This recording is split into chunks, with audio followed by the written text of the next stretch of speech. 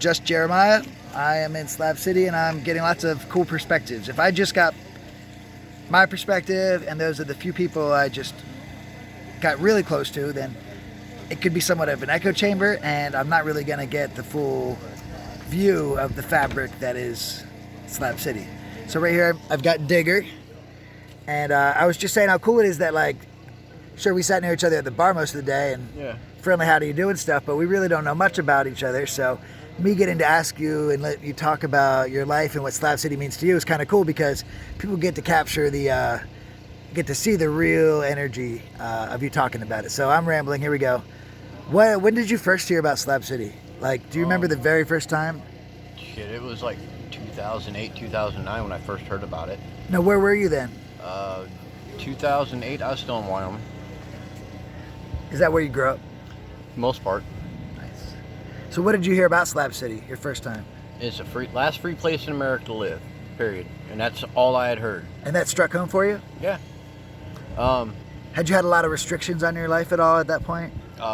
Yeah, my life had been up and down, nightmare for parts of it, but that's back there.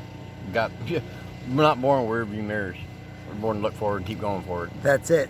So moving forward, so what are some things that ended up leading you to Slab City once you heard about it? Just the people, basically. So about it's April, I'm gonna say a little over 10.5 years ago, I did a stop and go through here.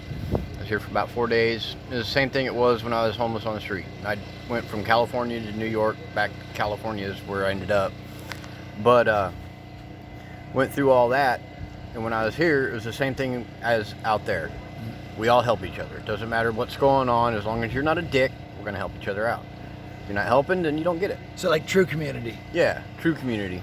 And I had things going for me. I was in Palm Springs, shit fell around me, and I just went back to what I knew. So you were in Palm Springs. Do you mind me asking what brought you like all the way from Wyoming to the desert? Everything fell apart in Wyoming, so I grabbed a backpack and just started hiking. Dark life story. I walked away from it, had to disappear for a little while. But like you said, something you don't even need to put much light on because it's the past. Yeah, and it's just a dark story that I used to have and walked away from it. It's not, yeah. 2.5 years on the street actually humbled me. Wow. So then you went to Palm Springs, and how long were you living there and Babylon until you came down to the Slabs? I was in Quartzsite for a little over 8.5 years. Wow. I ended up in Blythe for a little bit, and then the Indio and Palm Springs. And it started good for a while, then it crashed, and it get better, and then it crashed again, and it just kept stepping up, and then finally it just all fell out from underneath me. It's like, you know what, fuck you, COVID. So COVID has affected you at all? Like, were you in the Slabs before that, or did it kind of bring you down here? It just kind of brought me down here this time.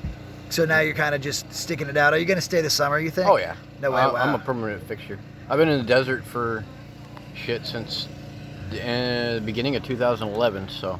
Well, what can you tell me about your camp? Like, what a lot of people, they know just from the perspective of people that are just passing through, maybe a week or a month or maybe just a few days. I got a temp camp right now where I got my truck parked at, because I sleep in the back of my truck. I see. So, and I'm set up with power and everything else if I need it. Do you have like people nearby for safety, or is it? That's what we're working on right now, is getting me situated in a spot where it's still communal and we can still watch each other's stuff, but it's not stepping on people's toes. So you have like space, but yeah. That's cool. And do you ever have plans to like go anywhere else to travel while you're here, or do you? Maybe later on, not right now. Yeah. Were you here any other summers before? No, I've been in Quartzsite for most summers. I was there when it got like 130 something degrees. So you already made out for this. This Yeah. is a creature you're used to. My first summer in the desert about killed me, but now it's kind of like whatever. Wow. As long as you stay hydrated, you stay fine. Now, do you have any tips for someone? Like, what if someone, like, who had never been to the Slabs, what if they thought they could come here and just move here?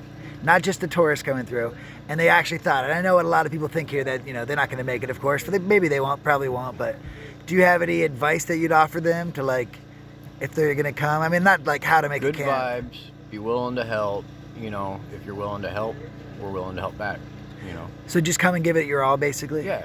Come in like you're going to live here. If you're going to stay here, come in like you're going to live here. Sit back, let people fill you out instead of trying to fill everybody else out. Now, is there a certain type of people that you'd like to see come move here more? Anybody chill. No bullshit. No way. That's good. No drama, no bullshit. That stays across the tracks. Totally. Well, if I could get you to follow up, what's one of the more memorable experiences, positive or negative or whatever you might want to share, that you've had in the Slabs? Any crazy stories, any crazy interactions? I've heard a whole bunch of crazy stories. Most positive thing is when I first came back last time, like I said, was just a pass through. Didn't know where shit was anymore out here because it had been changed. Stopped one guy's house and he said, come over here. Got here, everybody pointed me in the right direction. So just good networking. You found the person. Yep. That's so cool. Well, Like Digger. yeah. Oh, go ahead, Digger. Like I said, as long as you're chill, just everybody's good. Is there anything else you can think you might like to share with people? Stay happy, stay positive, as long as you wake up in the morning. Words we can all live by. Thank you so much. Digger, thank you. For sure. Take care.